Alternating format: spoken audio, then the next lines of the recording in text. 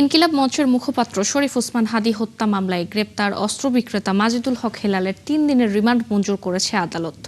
দুপুরে তাকে আদালতে হাজির করে ৭ দিনের রিমান্ড আবেদন করেন মামলার তদন্ত কর্মকর্তা ও সিআইডির সহকারী পুলিশ সুপার আব্দুল কাদির ভূঁইয়া। পরে ঢাকার অতিরিক্ত চিফ মেট্রোপলিটন ম্যাজিস্ট্রেট জসিতা ইসলামের আদালত মাজেদুলের ৩ দিনের রিমান্ড মঞ্জুর করেন। গ্রেপ্তার আসামি মাজেদুল হক হেলাল চট্টগ্রামের হামিদুল হক আর্মস অ্যান্ড কোম্পানি নামের দোকানের মালিক।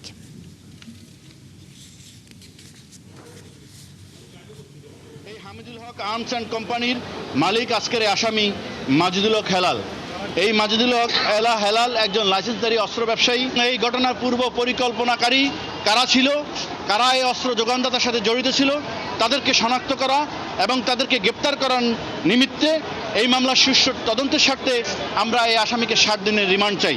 বিজ্ঞ আদালত আমাদের বক্তব্য শুনে এই আসামিকে 3 দিনের রিমান্ড মঞ্জুর করেন।